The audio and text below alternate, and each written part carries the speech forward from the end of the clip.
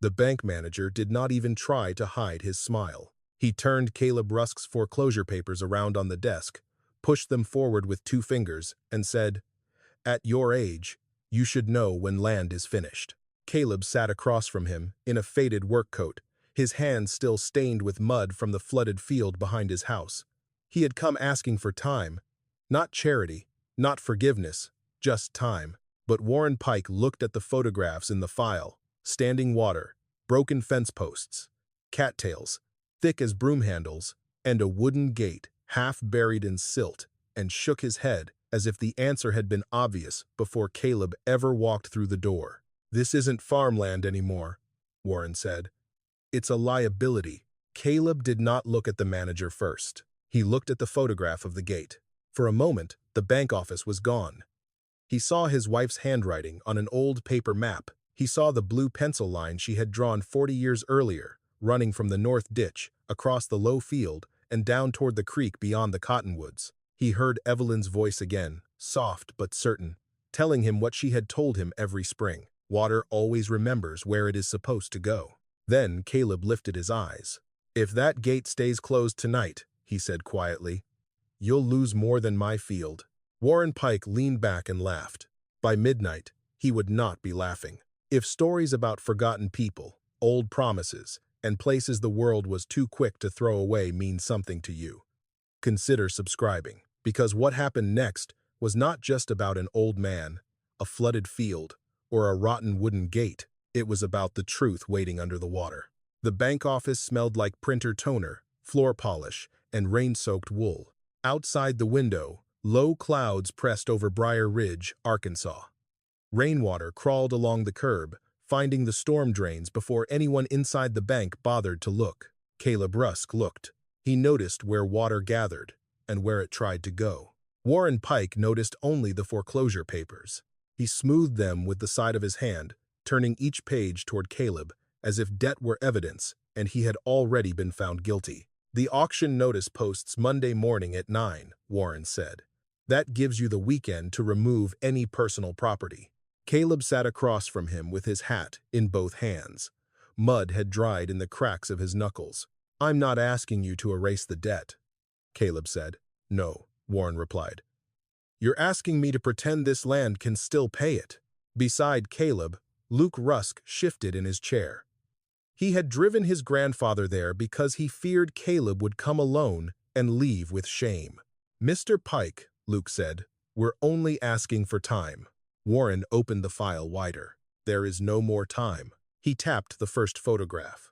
Caleb's south field lay under brown water. 40 acres that had once grown soybeans, then hay, then nothing after the wet years began stacking up. Cattails crowded the low ground. Fence posts leaned like old teeth. Near the far end, half buried in silt, stood a wooden gate. Warren tapped it again. "This is the acreage your grandfather keeps listing as productive." "It was productive," Caleb said. Warren smiled. "Was." The word was small, but it cut clean. Luke looked down. That was the cruel part. It hurt because it carried enough truth to make shame feel reasonable. The field had not produced in 6 years. Caleb's roof needed patching. His medicine sat above the sink. The county had mailed warnings about standing water and mosquitoes. Every practical person in town had said the same thing: sell what could still be sold. Let go of what was already gone. But Caleb leaned forward and touched the photograph. Not the water, not the fence, the gate. "Whatever happens Monday," he said, "don't let the county crew pull that gate." Warren blinked. Then he laughed. The gate? It was not surprise. It was an invitation for everyone nearby to witness how foolish an old man had become. Luke closed his eyes. Caleb did not move. Warren looked from Caleb to Luke, as if asking the grandson to help end the embarrassment. "Your grandfather is about to lose his home," Warren said, "and he's worried about a rotten gate in a flooded field." "Grandpa," Luke said softly, "maybe we should go." Caleb kept his eyes on Warren. "That gate needs to stay closed until it needs opening." Warren's smile hardened.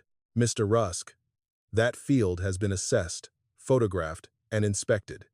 It is not part of any active county drainage plan. It is not farmland. It is a liability attached to a non-performing loan. A low roll of thunder moved over the bank. The receptionist turned up the small radio. Flash flood watch remains in effect through late tonight. Rainfall totals may exceed previous estimates. Warren reached over and turned the volume down. Spring weather, he said, as if even the sky were exaggerating. Caleb looked past him toward the street, where water was running faster along the curb. No, Caleb said. Not this one. Luke stood, and this time, there was fear beneath the embarrassment. Caleb rose slowly, using the chair arm because his knees no longer trusted sudden movements. He left the foreclosure papers where Warren had laid them like a sentence. At the door, Warren called after him. Monday morning, Mr. Rusk. 9 o'clock. Rain or shine. Caleb paused with one hand on the brass handle. By Monday, he said, you'll know whether that field was worth saving. He stepped outside into the rain. Luke followed him to the truck without speaking. Caleb drove home slowly, not because of age, but because he was watching the ditches. By the time they reached the farmhouse, water was pooling along the south fence. The flooded field spread behind the house, dark and restless. At the far end, nearly hidden by cattails, the old wooden gate leaned against its posts. Luke stared at it. Tell me there's a reason. Caleb opened the glove box, took out a rusted key, and looked toward the kitchen window where Evelyn had once spread maps beneath her elbows. There is, he said. Then he went inside, pulled a dented tin box from above the stove, and opened the map his wife had drawn before anyone in Briar Ridge believed the water would ever come this high. The tin box had belonged to Evelyn long before it belonged to Caleb. It was the kind of box people once used for sewing needles, buttons, receipts, and letters they did not want to throw away. The blue paint had worn thin at the corners. One hinge was bent. A strip of masking tape across the lid still carried Evelyn's handwriting, faded but steady. Low field south drainage, do not discard. Caleb set it on the kitchen table with both hands. For a moment, he did not open it. Rain ticked against the window above the sink. The house smelled faintly of coffee, damp wood, and the menthol rub Luke had left on the counter for his grandfather's knees. Outside, the south field lay in a gray sheet beyond the backyard, but Caleb kept his eyes on the tin box because opening it always felt like asking Evelyn to speak again. Luke stood near the doorway, arms folded. Grandpa, he said, softer now. What is that? Caleb slid his thumb beneath the latch. Your grandmother's map box. Luke looked toward the window, then back at the box. I thought all her county papers were gone. Most were. Caleb opened the lid. Inside were folded survey sheets, index cards, a stub of blue pencil, 2 rusted binder clips, and a photograph of Evelyn standing in rubber boots beside a drainage ditch in 1978.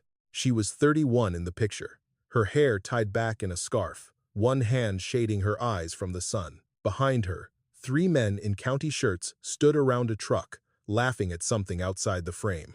Evelyn was not laughing. She was looking at the ground. That was what Caleb had loved first about her. Other people looked at a field and saw rows, fences, acreage, and price. Evelyn looked at a field and saw movement. She saw where water had been yesterday, where it wanted to be tomorrow, and where it would go if the sky forgot restraint.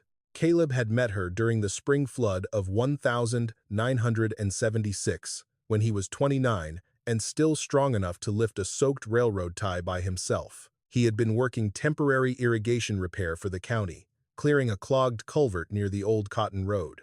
Men shouted over the rain. Trucks sank to their axles. A supervisor kept blaming the ditch crew, because that was easier than admitting the map was wrong. Then Evelyn walked down the bank with a clipboard wrapped in a bread bag. She was not an engineer then, not officially. Her title was assistant records clerk, which meant she was expected to type numbers, file reports, and bring coffee to men who misread the land. But she pointed at the culvert and said, "You're clearing the wrong side." The supervisor laughed. Caleb remembered that laugh even now because it sounded too much like Warren Pike's. Evelyn did not argue. She stepped into the mud, took a stick, and drew a line in the waterlogged dirt. She showed them how the old channel curved under the road, and how the current was backing up because a fallen cottonwood had jammed the lower mouth, not the upper one. The men ignored her for 20 minutes. Then the water rose another inch. Caleb was the first one to walk downstream. He found the cottonwood exactly where she said it would be. By dusk, the culvert was moving again. The road held. The supervisor never apologized. He only said, "Lucky guess," and drove away before dark. Caleb offered Evelyn a ride back to town in his truck. She climbed in with mud to her knees and a rolled map under one arm. "You always let them talk to you like that?" Caleb asked. Evelyn looked out the window at the ditches shining silver under the storm clouds. "No," she said. "I let the water correct them." That was Evelyn. Patient, precise, and more stubborn than any man who thought stubbornness belonged only to raised voices. They married 2 years later. Caleb built the porch himself.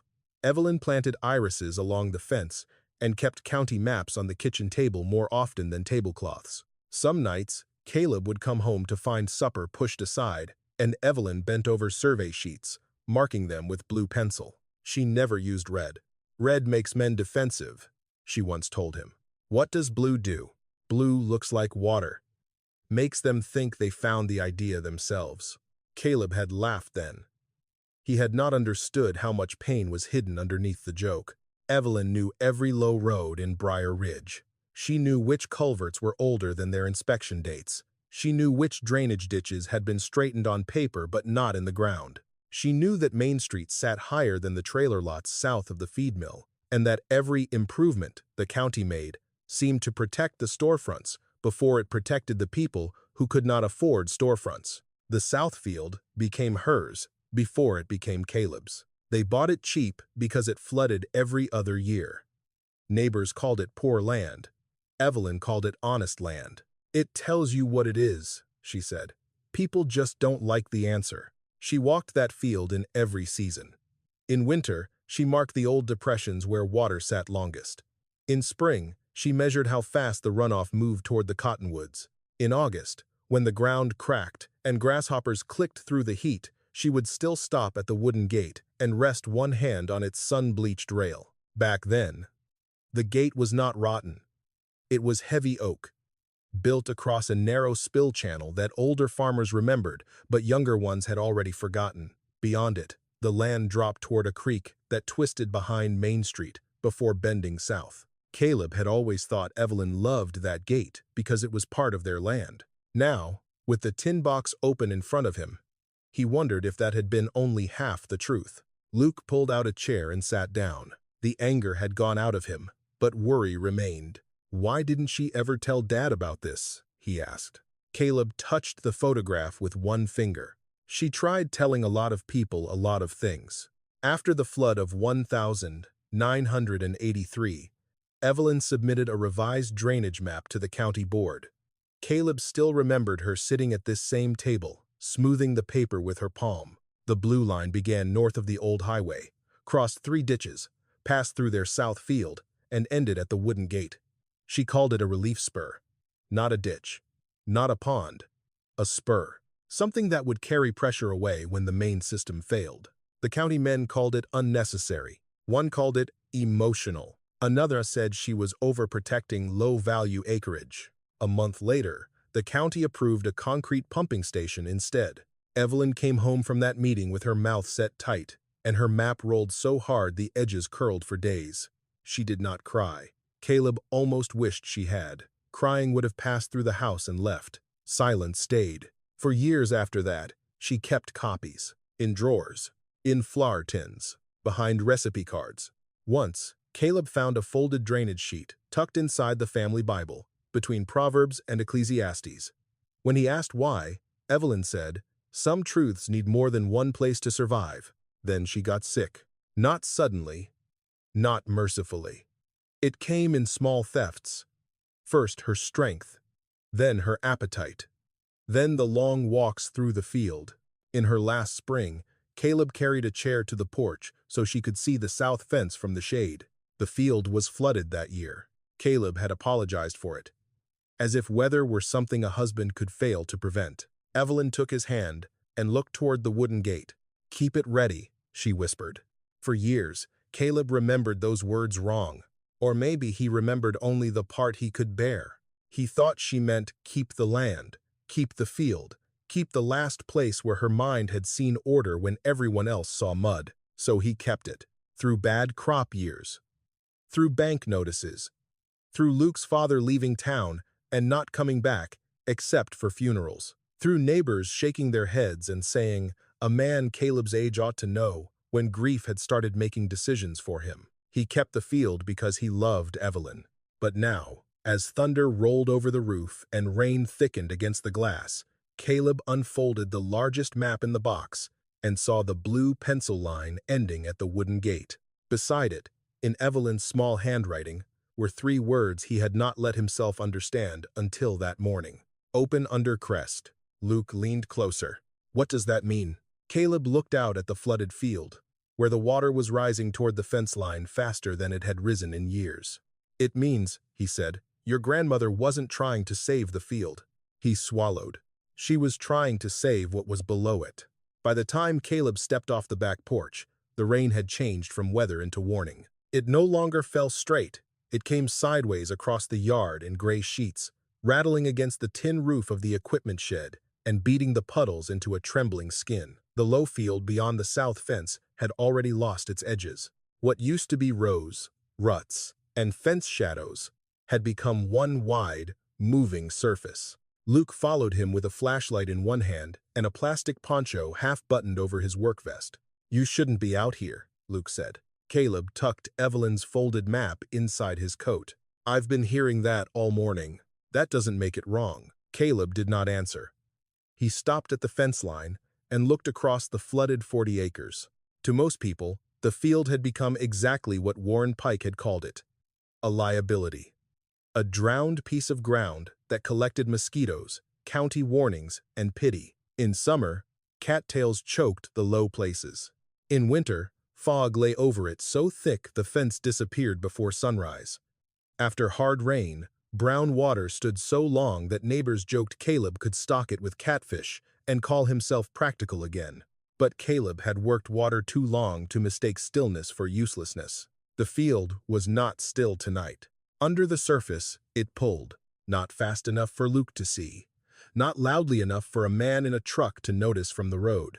But Caleb saw the faint slant in the water near the willow line. He saw the small circles forming where buried stone broke the current. He saw grass bending in 2 directions at once, one from the rain, one from the hidden draw beneath it. Evelyn had taught him that. Water told the truth, with small gestures first. Caleb climbed through the gap where the fence had sagged and stepped into the field. Mud swallowed his boot to the ankle. Luke cursed under his breath and came after him. Grandpa, stop. Just tell me what we're looking for. The line. What line? Caleb pulled the map from his coat and shielded it under the brim of his hat. The paper had softened at the creases from years of opening and closing. The blue pencil line was still there, faint but stubborn, crossing the south field at an angle no county ditch followed anymore. He turned the map toward Luke. Here, Caleb said.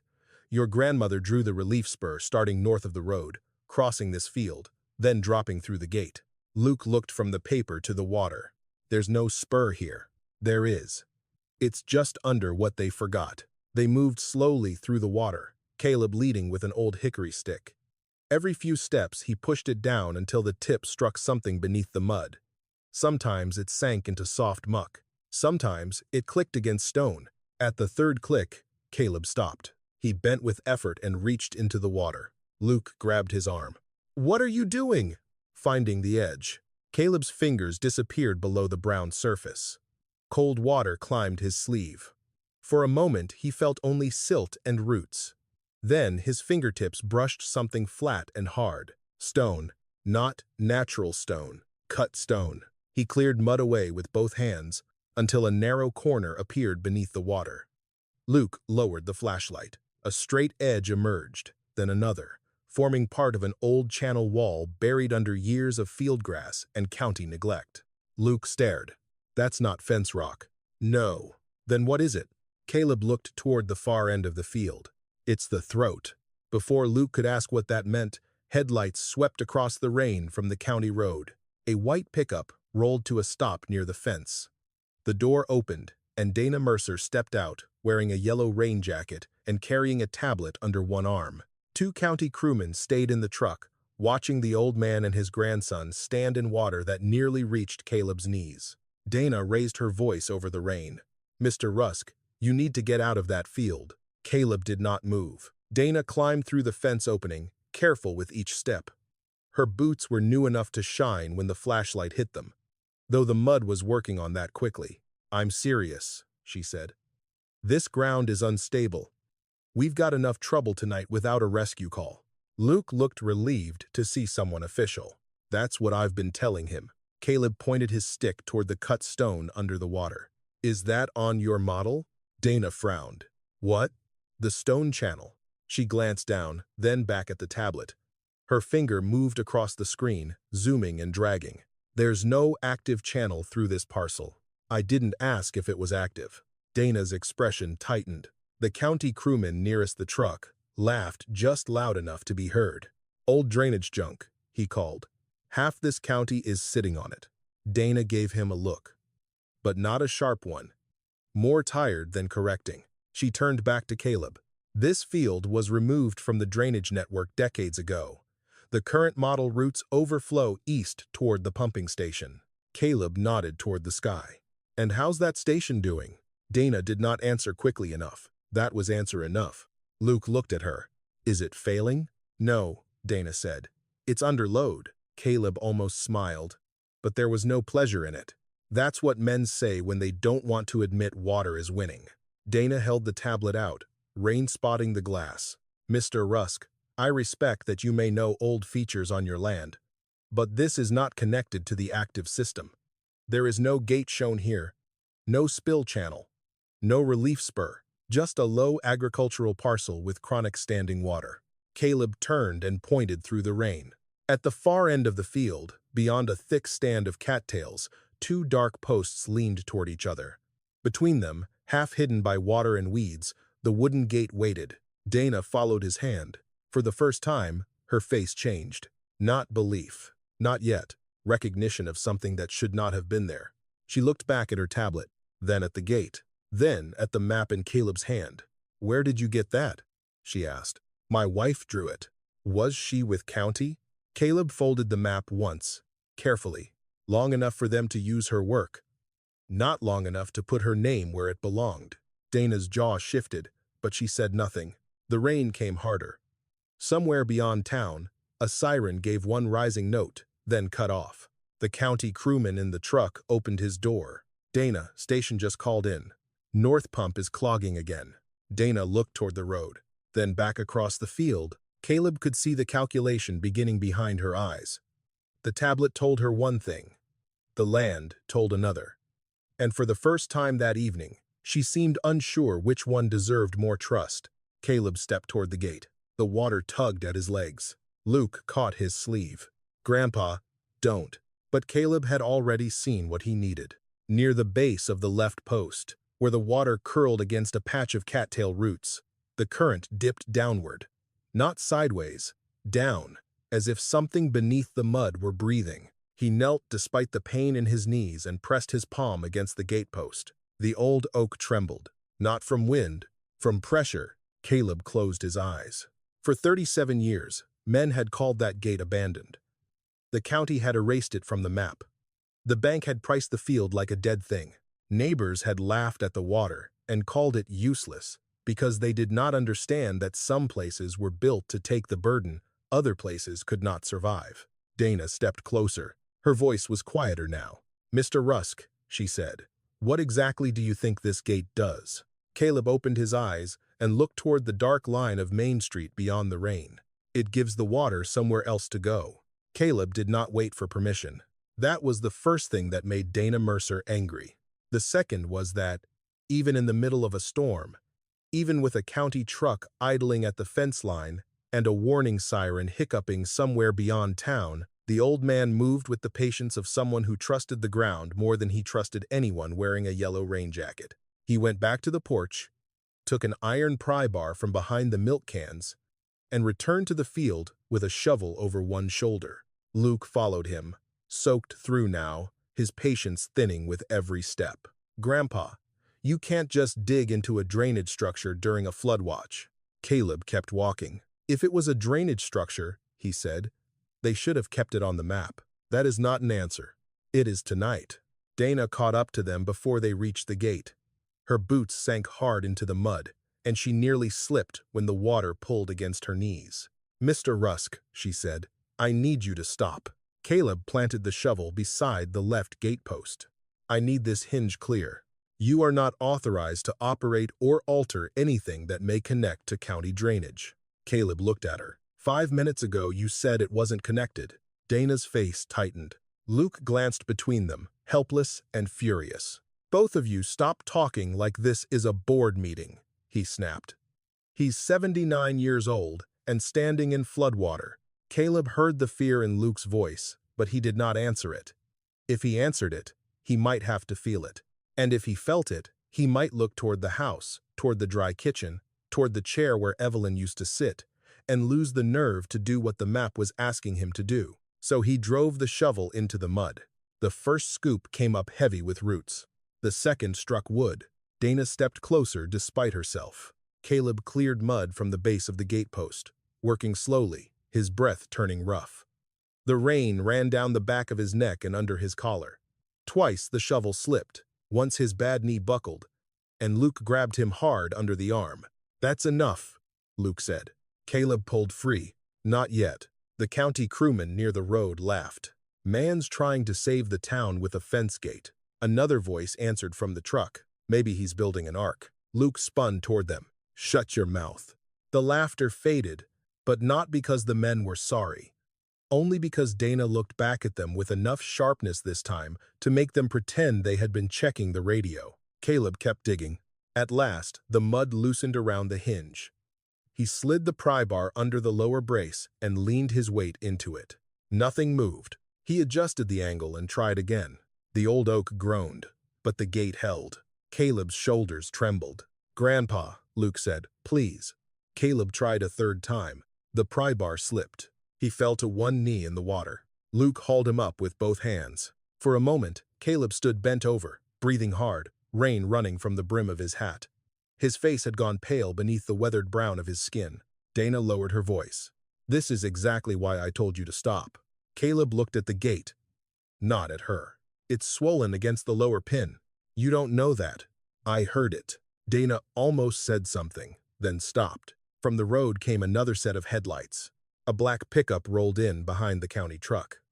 Warren Pike stepped out under a large umbrella, his polished shoes sinking immediately into soft shoulder mud. Behind him, a younger man from the bank held a camera and a clipboard beneath his jacket. Warren stared at the field, the county truck, the engineer, Luke, and finally Caleb, standing beside the half-buried gate with a pry bar in his hand. For 1 second, he looked confused. Then the old smile came back. "Well," Warren called, "I see you found a new way to reduce the property value before Monday."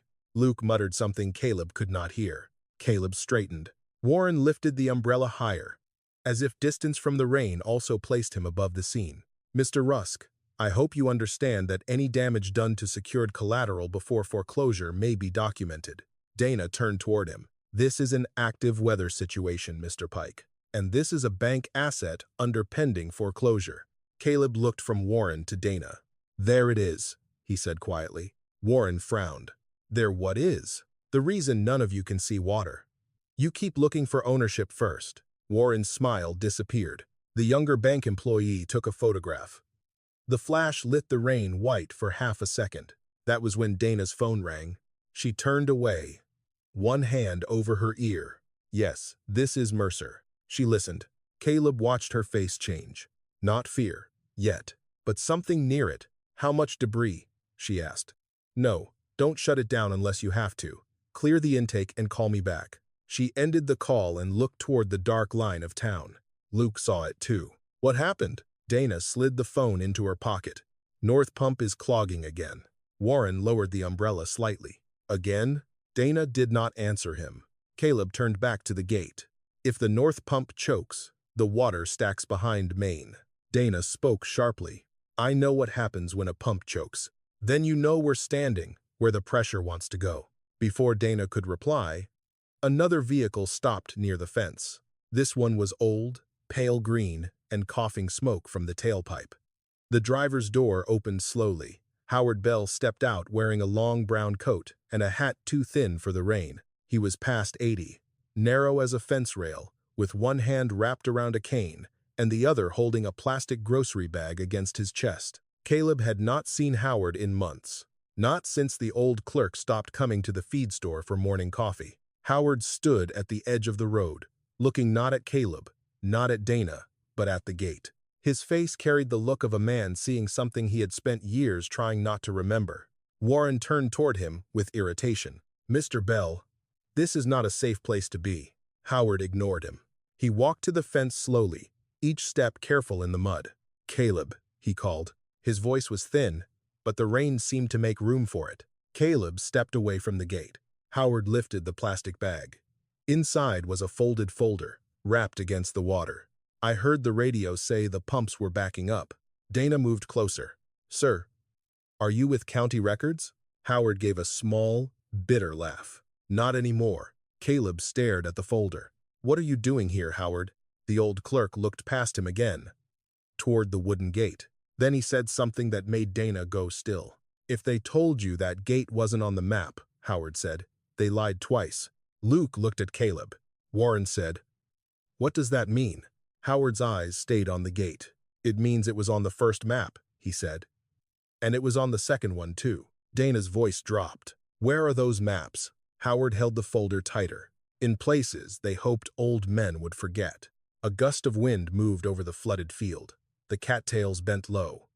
Beneath the gate, the water gave a dull wooden thud, as if pressure had found the old door and was knocking from the other side. Caleb heard it. So did Dana. This time, she did not tell him to stop. But before anyone could reach for the folder, Warren pointed toward the gate and spoke with the full weight of a man used to signatures, files, and locked doors.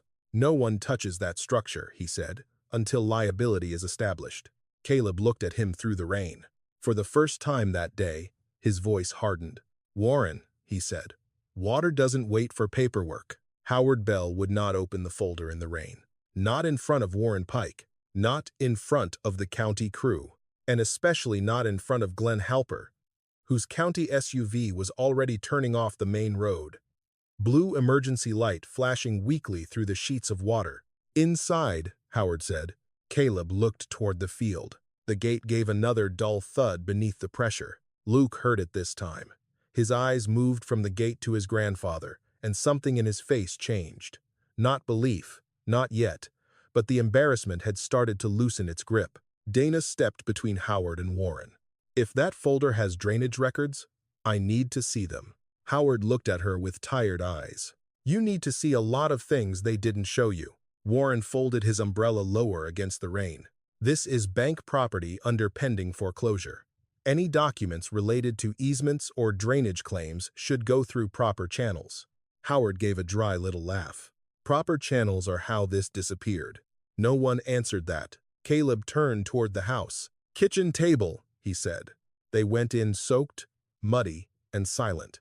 The old farmhouse kitchen, which had held Evelyn's maps for half a lifetime, now held the people who had spent the morning dismissing them. Rain hammered the roof. Water dripped from coats onto the linoleum. Luke put towels near the door without being asked. Dana set her tablet on the counter and wiped the screen with her sleeve.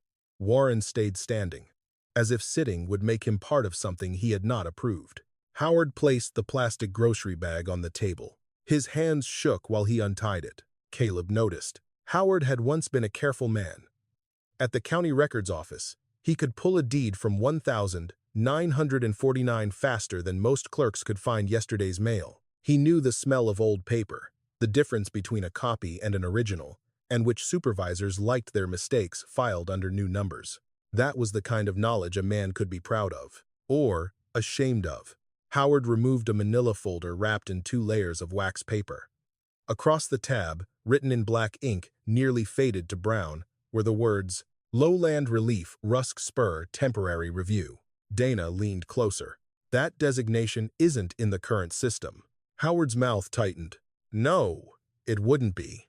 He opened the folder. Inside was a drainage index sheet, 2 old survey copies, and a thin carbon duplicate of a county board note from 1983. The pages had yellowed at the edges, but the blue pencil marks were still visible. A line ran through the south field, curved toward the wooden gate, then dropped toward the lower creek behind Main Street. Caleb did not touch the paper at first. He only looked. There it was. Evelyn's line. Not in a memory. Not in a private tin box. Not in grief. In a county file. Luke whispered, "That's Grandma's map." Howard nodded. One of them. Dana pulled up the county model on her tablet and placed it beside the old paper. She zoomed in on Caleb's parcel, then on the pump route, then on the blank space where the old spur should have been. Her face lost color slowly. "The current model routes overflow east," she said. Caleb pointed to the old map. "And this routes it south." Dana traced the blue line without touching it. "If this grade is accurate, the field isn't a blockage. It's a pressure release." Warren looked from one document to another. Could have been theoretical. Howard shook his head. "It was tested." Dana looked up. "When?" Howard slid the carbon duplicate across the table. "April 1983. Small flood. Not a crest. Enough to prove direction." Caleb remembered that spring. Evelyn coming home late. Mud on her skirt. Her hands smelling of wet paper and pencil lead. She had told him the south field took water clean, that the gate held, that the old channel still breathed. He had thought she meant their land survived. He had not understood she meant the town did. Dana read the carbon note aloud under her breath. "Temporary relief route performed within expected tolerance. Manual gate control required. Further study recommended before permanent integration." She stopped. At the bottom of the note, beneath a smudged signature, was a line Caleb had never seen. "Field observations, submitted by E. Rusk." Luke looked at his grandfather. E. Rusk. Caleb sat down slowly. For years, Evelyn's work had lived in drawers, tins, Bible pages, and his own stubborn heart. Now her initial sat on a county record in front of the very people who had spent the day treating her line like an old man's fantasy. Dana turned to Howard. "Why wasn't this integrated?" Howard folded his hands. "That's where it got complicated." Warren gave a sharp breath. "Everything gets complicated when people start inventing history during a flood." Caleb's head came up. But before he could speak, Luke did. "She's not invented." The room went still. Luke's voice shook, but he did not take it back. "My grandmother drew that line. It's on the county paper. You called it a liability." Warren looked away first. A radio crackled from Dana's jacket. "Mercer. North pump intake clogged again. South unit is cycling hot. We may need to reduce load." Dana grabbed the radio. "Do not reduce load yet. Keep both units online." "Copy. But if South unit overheats, it shuts itself down." Dana stared at the old map. "How long?" she asked. "Hard to say. Maybe 40 minutes before we have to cut output." The radio went quiet. Rain filled the silence. Caleb stood. "There's a marker stone," he said. Dana looked at him. "Where?" "In the field. I found part of it earlier. If Evelyn's map and Howard's index match the marker, then the spur isn't theory." Howard nodded slowly. "There should be 3 stones. North throat, gate hinge, creek drop. They used to mark manual structures before everything went concrete." Warren rubbed his forehead. "This is absurd. You're going to wander around in floodwater looking for rocks?" Dana did not answer him. She picked up her flashlight. They went back outside. The rain had deepened into a roar. The yard sloped toward the field in shining ribbons. Glenn Halper's SUV had parked near the county truck, but Glenn remained inside on the phone, watching through the windshield like a man hoping authority could keep him dry. Caleb led them to the place where his hand had found cut stone beneath the water. Luke stayed close this time, not pulling him back, but ready if he slipped. Dana knelt beside him. Together, they pushed cattail roots aside and cleared mud from the stone. A mark appeared. Not large, not dramatic, just 3 carved lines crossing at an angle. Weathered, but deliberate. Howard, breathing hard from the walk, leaned on his cane and looked down. "That's the north throat marker." Dana checked the old survey. Then her tablet, then the marker again. "It's real," she said. The words were almost lost under the rain, but Caleb heard them. Luke heard them. Even Warren, standing near the fence with his umbrella turned inside out by the wind, heard them. Dana rose slowly, water running from her jacket. If this marker is in position, she said, then the old channel may still be beneath the field. Caleb looked toward the wooden gate, and if the channel is still there? Dana did not answer right away. Beyond the field, faint and distant, the town siren began again. This time, it did not stop after one note. Dana looked toward Main Street. If the channel is still there, she said, then your wife's map may be the only route we have left. Caleb closed his eyes for 1 second. Not long enough to pray, only long enough to hear Evelyn's voice through the rain. Water always remembers. Then he opened them and looked at the gate. Then we'd better find the second stone. The second marker stone was harder to find. Rain had turned the field into something that no longer felt like land. Water pressed against Caleb's thighs now, cold enough to numb the ache in his knees, and strong enough to make every step a negotiation. Luke stayed close, one hand near his grandfather's elbow, though he no longer tried to pull him back toward the house. Dana moved beside them with the old survey copy sealed inside a plastic sleeve. Her tablet was useless now. Rainwater had blurred the screen twice, and the signal kept dropping whenever she tried to reload the county model. For the first time that evening, she was walking by paper. Caleb noticed. He said nothing. Some lessons did not need a man to point them out. Behind them, Warren Pike had retreated to the fence line, his umbrella broken by the wind.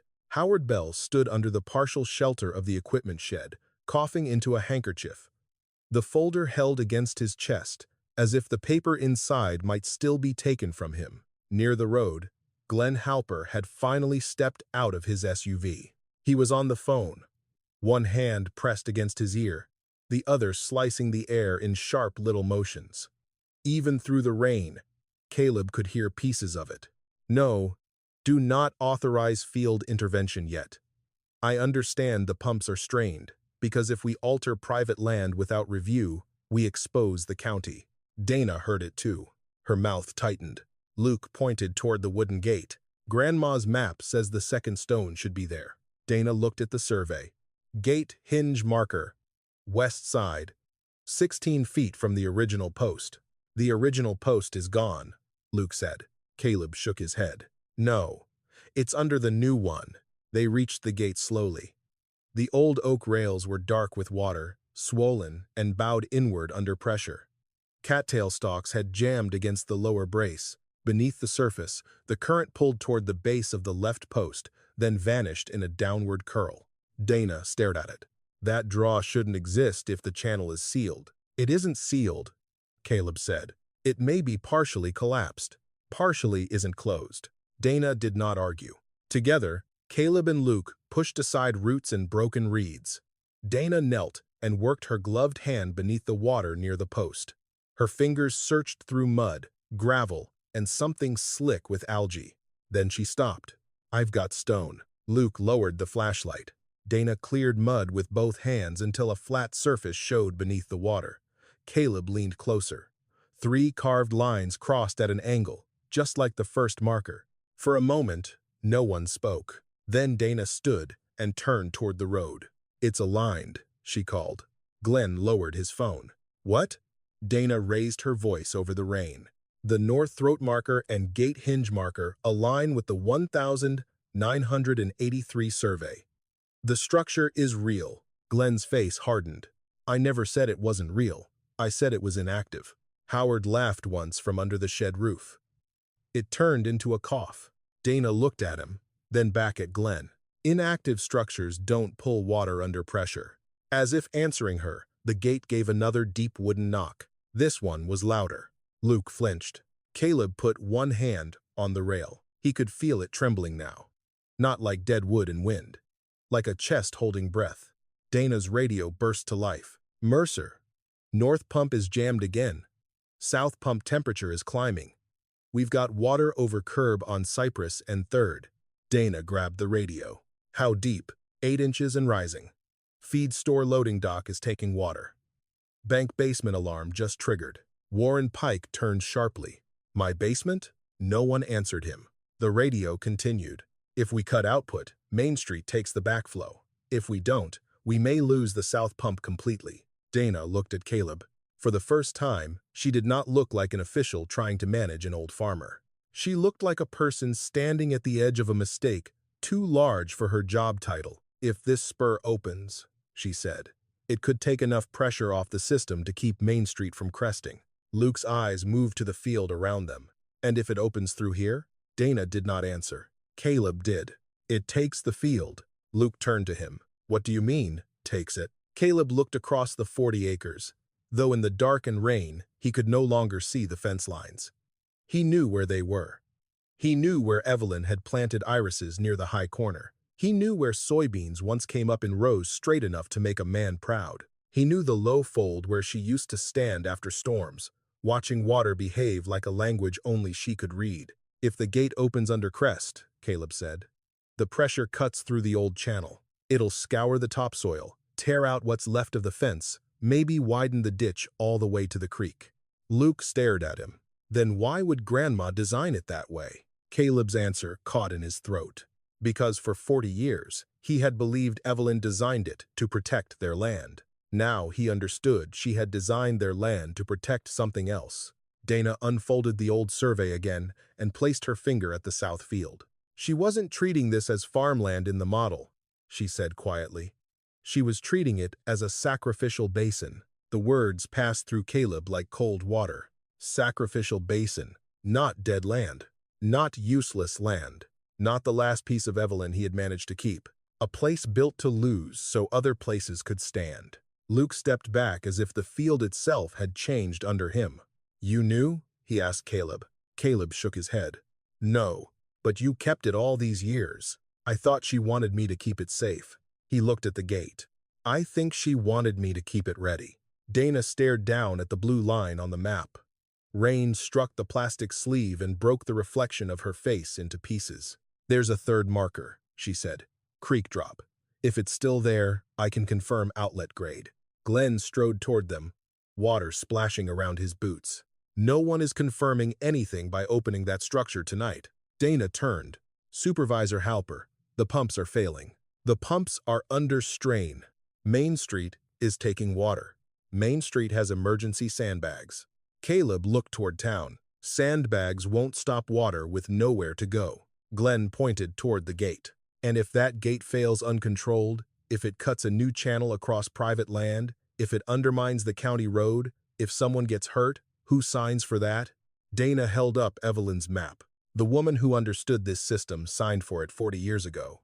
We ignored her." Glenn's face changed so quickly that Caleb almost missed it. Not surprise, fear. Howard saw it too. From under the shed roof, the old clerk said, "You knew her name." Glenn looked at him. Howard stepped into the rain. "You knew exactly whose map that was." Glenn said nothing. Dana looked between them. "What does he mean?" Howard's hand tightened around the folder. "It means this was never lost," he said. "It was lowered." The word landed heavy. Lowered. Not misplaced. Not forgotten. Taken from the main file and moved where fewer eyes would find it. Warren Pike, now pale and rain-soaked, stepped closer. "My bank basement is flooding, and you people are arguing about filing language?" Howard turned to him. "That filing language is why your basement is flooding." Thunder cracked over the field. For a heartbeat, everything went white. When darkness came back, the wooden gate shuddered so hard that a piece of rotten brace snapped loose and spun away into the water. Luke grabbed Caleb. Dana took one step toward the gate, then stopped. She looked at the field, at the map, at Glenn, at the road toward town. Then she said the words no one there could pretend not to hear. "If we wait for formal approval, we may lose the pumps before midnight." Glenn's voice went cold. "And if you open it without approval, your career is over." Dana folded Evelyn's map with careful hands. Then she looked at Caleb. "I can't order you to open that gate," she said. Caleb understood. She was telling him what the system would not write down. He looked across the flooded field, Evelyn's field, his field, the town's last place for water to go, and felt the old promise changing shape inside him. For years, he had thought love meant holding on. Now the water was teaching him the harder part. Sometimes love meant knowing what had to be let go. The first call came from Main Street at 10:14 p.m. Dana heard it through the county radio while standing knee-deep in Caleb's field.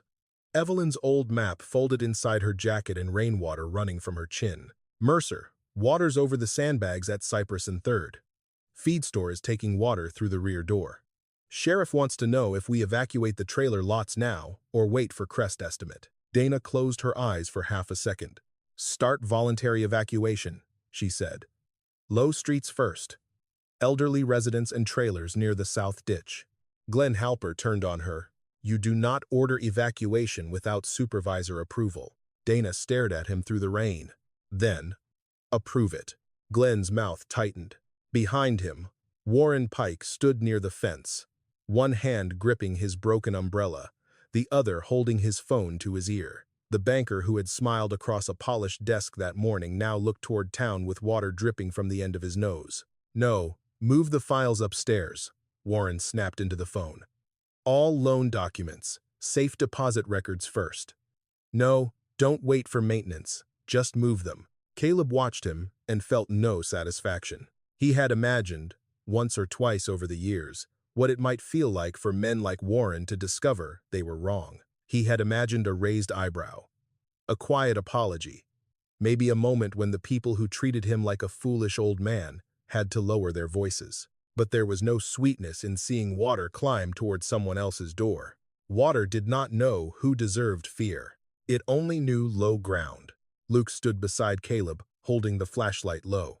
His face had gone pale in the stormlight. The trailer lots, he said. That's where Mrs. Alvarez lives. Caleb nodded. And the Dutton twins. And Coach Reeves. The names changed the field around them. It was no longer a fight about Caleb's land, or Warren's bank, or Dana's career. It was kitchens, medicine bottles, sleeping children, old women with walkers, family photographs and shoeboxes under beds. All the ordinary things water took first because they were kept close to the floor. Dana's radio crackled again. South pump temperature critical. We either cut load or lose the unit. Dana looked toward the black shape of the gate. How long before backflow hits the trailer lots? Maybe 30 minutes if rainfall holds. Less if the pump drops. Glenn stepped closer and lowered his voice. Dana, listen carefully. If you authorize an unreviewed opening of a private structure and it fails, the county will not protect you. Dana did not look at him. And if I do nothing? Then we followed procedure. That was when Caleb finally understood the shape of Glenn's fear. It was not water. It was blame. Howard Bell, still leaning against the shed post, gave a bitter sound that might have been a laugh if he had been younger. That's what they said in '83, he called. Followed procedure right over people's porches. Glenn pointed at him. You need to stop talking. Howard stepped into the rain with the folder clutched to his chest. I stopped talking for 40 years. Look where it got us. Before Glenn could answer, Luke's phone began to ring. He looked at the screen, frowned, and stepped under the weak shelter of the shed. Who is it? Caleb asked. Luke hesitated. Land office. Caleb knew before Luke answered. There were always men who could smell fear faster than they could smell rain. Luke put the call on speaker because his hands were wet. A smooth male voice came through, almost cheerful under the storm. Luke, this is Travis Bellamy with Delta Development Partners. I know timing is difficult, but I understand your grandfather's parcel may be under foreclosure Monday. We're prepared to make a direct offer tonight if he's willing to sign a letter of intent. Caleb looked toward the phone. Luke swallowed. What kind of offer? Enough to satisfy the bank position and provide relocation funds. Cash escrow can be initiated immediately. Warren turned. Even Glenn looked over. The voice continued. We've been interested in that south corridor for some time. Of course, the land would need to remain structurally intact for assessment. No alterations to existing drainage or soil conditions before transfer. There it was. The door Caleb had not expected. A way out, not a clean one, not a generous one, but real enough to feel like temptation. Sell the field before the gate opened. Pay the bank. Repair the roof. Buy the medicine without counting pills. Let Luke stop looking at him like he was choosing mud over family. Luke lowered the phone slowly. Grandpa, he said. Caleb heard the plea underneath the word. Not greed, not betrayal, fear. Luke had watched too many envelopes arrive with red lettering. He had seen Caleb cut tablets in half because prescriptions ran high near the end of the month. He had patched the porch steps twice with scrap lumber. He had found his grandfather asleep at the table with Evelyn's old maps under his hand and a bank notice beside his coffee. "Grandpa," Luke said again, quieter, "this could save the house." Rain struck the brim of Caleb's hat. Across the field, the wooden gate shuddered. On the radio, someone shouted that water had crossed the feed store floor. Caleb closed his eyes. For a moment, he saw Evelyn in the last spring of her life, sitting on the porch wrapped in a blue sweater, looking toward the south field with a patience that had frightened him because it seemed already half beyond him. Keep it ready. He had thought readiness meant maintenance, a cleared hinge, a saved map, a stubborn refusal to sell. But maybe readiness meant being willing to lose the thing at the moment it finally became useful. Dana looked at Caleb, then at Luke. She understood the offer. She understood enough not to speak first. Warren did speak. "Mr. Rusk," he said, voice careful now, "a sale could resolve the delinquency. It would be reasonable to preserve the property condition until legal transfer." Caleb looked at him. This morning it was a liability. Warren's face tightened. "Circumstances have changed." "No," Caleb said. "The water just got close enough for you to notice." Glenn seized the moment. If Mr. Rusk has a pending private offer, then opening the gate could create civil exposure for everyone present. Dana, step away from that structure. Caleb, I am formally advising you not to interfere with any drainage feature until County Council reviews the matter. Howard came forward, shaking with cold or anger. County Council reviewed Evelyn's map too. Glenn rounded on him. "You don't know what you're talking about." Howard opened the folder with wet hands and pulled out the carbon note from 1983. I typed the transfer memo. The field seemed to go quiet around the words. Even the rain felt farther away. Dana turned. "What transfer memo?" Howard looked at Caleb first, and shame made his old face collapse inward. "They moved her report out of the active drainage file," he said. "Not destroyed, not exactly. Lowered. Reclassified as temporary field observation. That way, the board didn't have to vote it down in public." Caleb felt Luke stiffen beside him. "Who ordered it?" Luke asked. Howard looked at Glenn. Glenn's face had gone white beneath the rain. "My predecessor handled those files," Glenn said. Howard shook his head. "Your father chaired the drainage committee." The name did not need to be spoken. Briar Ridge still had streets, plaques, and a park bench carrying the Halper family name. For the first time all night, Glenn looked less like a supervisor and more like a son guarding a locked room. Dana's radio screamed static, then cleared. "Mercer, we're losing South Pump." "Repeat." "South Pump is dropping output." A siren began in town, then another. Luke stared at the phone in his hand. The development offer still waiting on the line. "Grandpa," he said, voice breaking now, "if you open that gate, there may not be anything left to sell." Caleb looked across the field. He thought of the house, the roof, the medicine, the land Evelyn had walked in rubber boots. Then he thought of Mrs. Alvarez in the trailer lots, and the Dutton twins, and every person downhill from decisions made in rooms where Evelyn had not been allowed to matter. He reached for Luke's phone. For 1 second, Luke looked hopeful. Caleb lifted the phone close to his mouth. "Mr. Bellamy," he said, "the field is not for sale tonight." Then he ended the call. Luke turned away, pressing both hands against the back of his neck. The hurt in that gesture struck Caleb harder than Warren's laughter had. But before he could speak, the wooden gate knocked again. Louder, lower, final.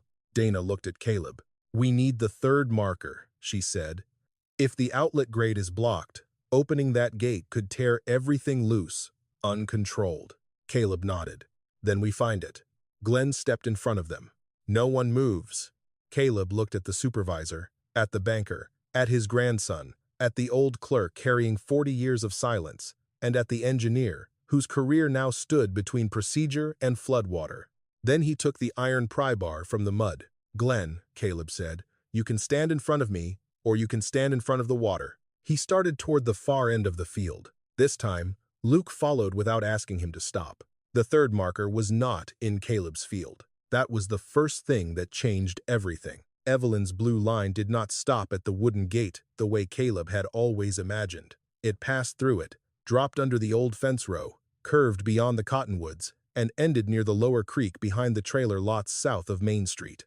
The place everyone in town called the Bottoms. Caleb had not looked at that part of the map closely in years. Maybe because the paper was creased there. Maybe because grief had taught his eyes to stop at the field. Maybe because a man could live a long time with half a truth if the whole truth asked too much of him. Dana held the survey under her flashlight, while Rain hammered the plastic sleeve. The creek drop marker should be beyond that stand of cottonwoods, she said. If it's there, then the outlet grade is real. Luke looked toward the darkness. That's past our fence. Caleb nodded. Then we go past the fence. They moved through the water in a slow line. Caleb with the pry bar, Luke beside him, Dana carrying the survey, and Howard following as far as his lungs allowed before stopping at the high bank near the equipment shed. Warren stayed back near the road, but not far enough to miss what was happening. Glenn Halper followed too, though every step seemed to cost him something more than effort. The water was deeper beyond the cottonwoods. It moved faster there, whispering through grass and broken branches. Caleb could feel the old channel under it now, not as a thing seen, but as a pull against his legs. It wanted direction. It wanted release. Dana stopped near a cluster of willow roots. Here, she said. Luke swept the flashlight low. At first there was nothing but mud, leaves, and rain, striking water. Then, Caleb saw it a pale edge beneath the current, half covered by silt. He knelt. Luke knelt with him. Together they cleared the mud with their hands until the stone showed itself. 3 carved lines, weathered, deliberate, waiting. Dana exhaled. That's the creek drop marker. Glenn said nothing, but his silence had changed. It no longer sounded like authority. It sounded like a locked door with someone breathing on the other side. Dana stood and looked back toward the field. The grade is intact, she said. If the gate opens, the water will move through. Luke's voice was low. And the field? Dana did not soften it. It will tear it open. Caleb looked at the black water moving past his boots. For a moment, he thought he heard Evelyn's voice again. Not the last whisper from her sickbed. An older memory, her at the kitchen table, pencil in hand, telling him, a flood plan that saves only people with storefronts is not a flood plan. It's a property plan. He had laughed then because he thought she was being sharp. Now he understood she had been grieving before the disaster ever came. Howard called from the bank. Caleb, the old clerk, held up the folder with both hands. There's one more paper. They returned to the shed because Howard could not walk farther. Rainwater poured from Caleb's sleeves. Luke's flashlight flickered. Dana's radio kept spitting half messages from town water at the feed store. Evacuation on Cypress. South pump unstable. Sheriff asking for decisions no one wanted to sign. Howard opened the folder with trembling fingers and removed a thin envelope. It was not county paper. It was cream-colored, folded into thirds, soft at the edges. Caleb knew Evelyn's handwriting before he saw his name. Caleb, if they ever make you choose. His breath stopped. Howard looked down. She asked me to file the technical copy, he said. This one, she told me to give you if the spur was ever needed. I didn't. I told myself there would be no need. Caleb took the letter. For a second, anger rose in him so fast he nearly could not see. 40 years. 40 years of holding a field, fighting taxes, losing money, hearing people call him foolish, remembering his wife wrong, and Howard had kept her words folded in a folder. But then Caleb saw the old man's face. Howard had already lived inside that punishment. So Caleb opened the letter. The rain made the ink shine where drops struck the page, but Evelyn's words were still there. She wrote that the South Field was never meant to be protected from the flood. It was meant to take the flood when the pumps could not. The wooden gate was not a boundary. It was a release. The channel below it was old, older than the county maps, and it carried water past the bottoms if opened early enough. But if opened too late, the backflow would hit the trailer lots first. Caleb read slower. Evelyn had written about the 1,983 test. She had written that the county board knew the relief spur worked. She had written that integrating it officially would require 3 things the county did not want to admit. First, that the new pumping station was not enough. Second, that the Rusk field needed legal protection as a flood easement, which meant the county would have to compensate the family instead of pretending the land was worthless. Third, that the Bottoms had been taking water for years because officials protected commercial blocks before poorer homes. Luke read over Caleb's shoulder. His face changed when he reached that part. "My God," he whispered. Howard closed his eyes. "That's why they lowered it," he said. "If the report stayed active, they had to hold hearings, easements, back payments, maybe lawsuits from the families flooded in '83. Dana turned toward Glenn. "Your father chaired that committee." Glenn's jaw worked once. He made a judgment with the information he had. Howard shook his head. "No." He made a judgment about whose water mattered. The words struck harder than thunder. Caleb kept reading. Evelyn had named streets, families, dates. She wrote of Mrs. Larkin losing her sewing machines in the '83 flood, of the Pratts moving away after their foundation cracked, of 3 families in the Bottoms taking bank loans to repair homes damaged by water that could have been diverted if the gate had been opened sooner. She had written one line twice. "Do not let them call sacrifice waste." Caleb's hand shook, because now the secret had a shape. It was not just a map. It was not just credit stolen from Evelyn. It was a town built on selective protection, where one set of buildings got pumps and sandbags, while another set of families got told the rain was unfortunate. And Caleb had spent years thinking the story was only about his wife, his field, his promise. It was larger than him. That hurt more than Warren's laughter. Dana's radio cut through the silence. "Mercer, South Pump is down to partial output. Water entering trailer lot access road. We need a call now." Dana looked at Caleb. No one else spoke. The whole night seemed to narrow to the letter in his hands and the gate in the field. Caleb folded Evelyn's letter carefully. Then he looked at Luke. "I'm sorry," he said. Luke's eyes were wet, though the rain made it impossible to tell where tears began. "For what?" "For making you think I was choosing the dead over the living." Luke swallowed. "You weren't." Caleb looked toward the field. "I was. I just didn't understand which part of her was still alive."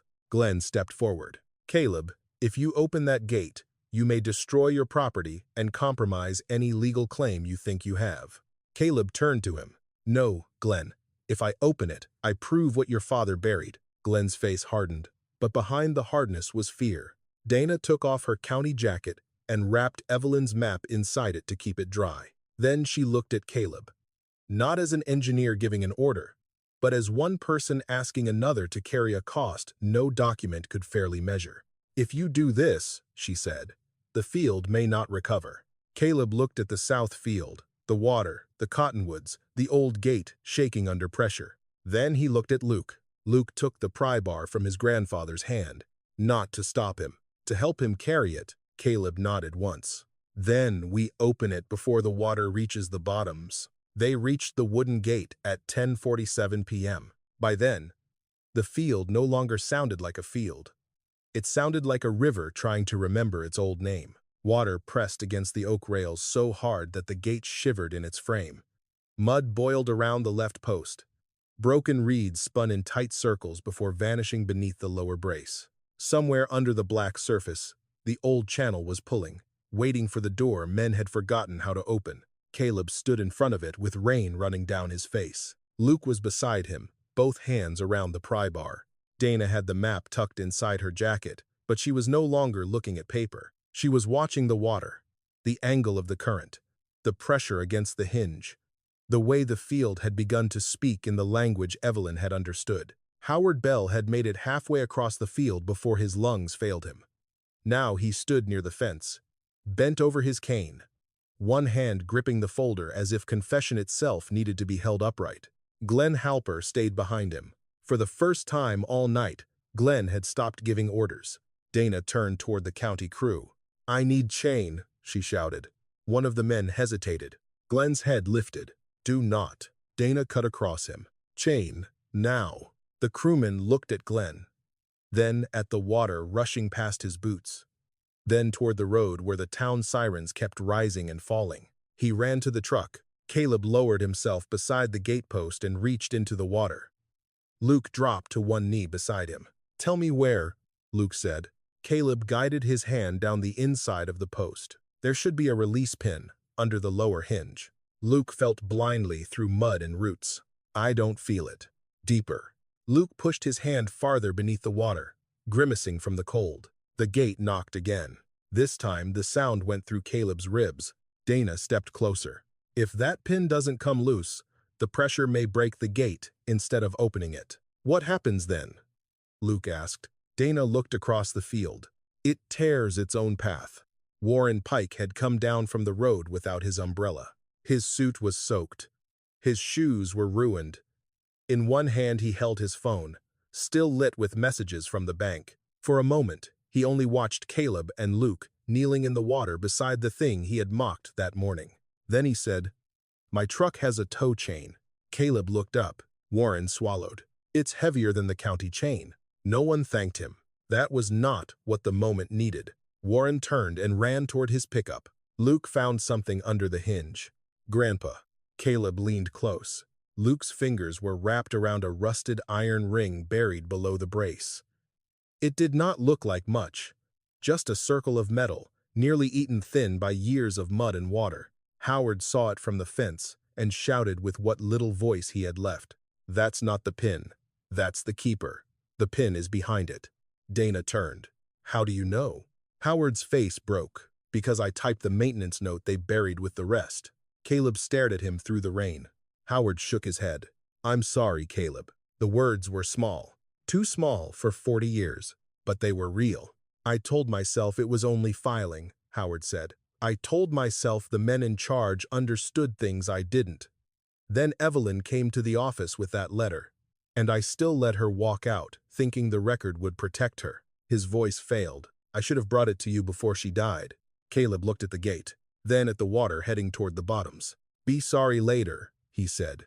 "Tell us how to open it now." Howard wiped rain from his eyes. "Pull the keeper toward you.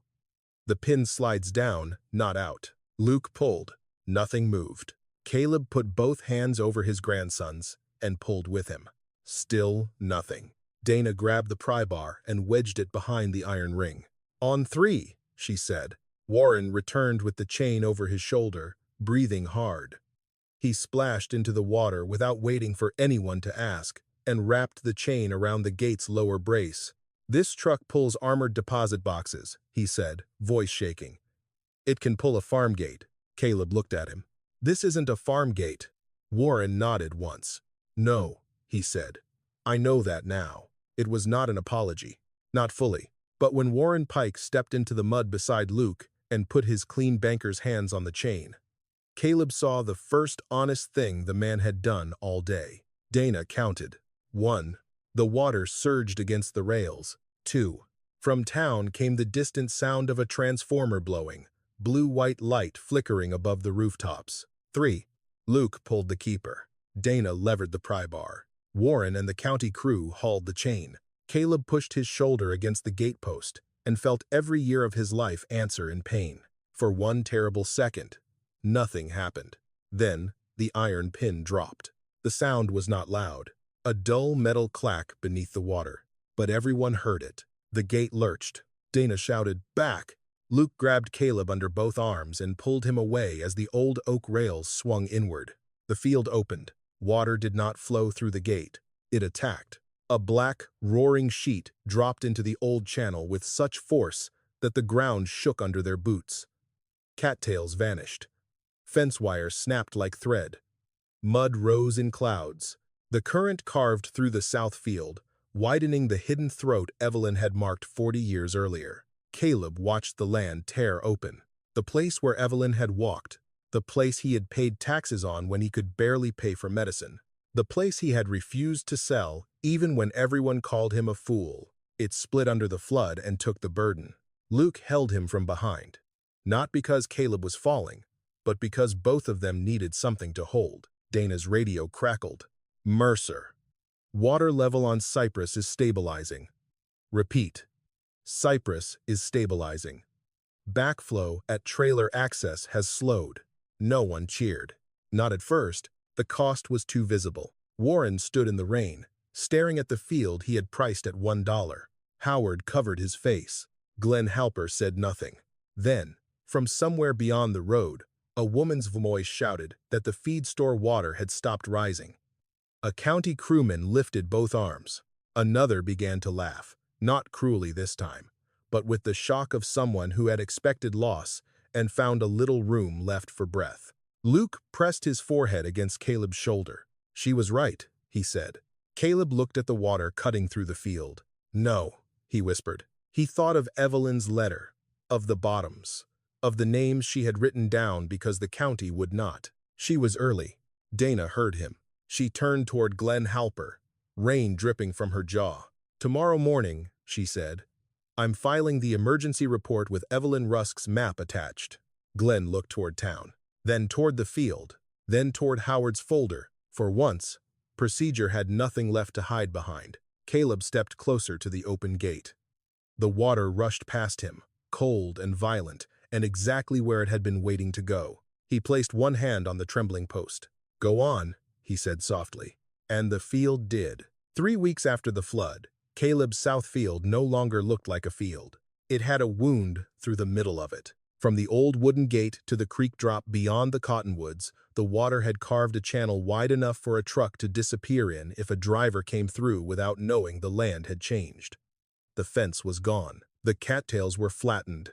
Topsoil lay in brown ridges along the edges, twisted with roots, wire, and pieces of old oak from the gate brace.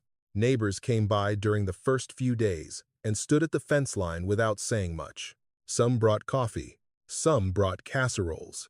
Some brought chainsaws and fence posts. But most of them brought silence, because there was no easy way to look at a man's ruined land and call it victory. Caleb did not ask them to. He knew what the field had done. He also knew what it had cost. The bank did not post the auction notice Monday morning. Warren Pike called it a temporary pause pending reassessment. He used careful words, the kind that kept a man from admitting too much, too soon.